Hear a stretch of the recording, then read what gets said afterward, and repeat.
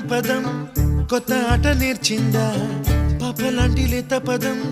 పాఠశాలగా కూనలమ్మ జానపదం పల్లె దాటి వచ్చిందా చవళిల జానతనం పాట చూపగా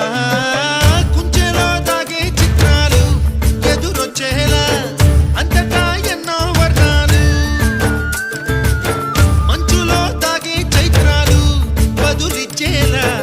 ఇంతలా ఏవో రాగాలు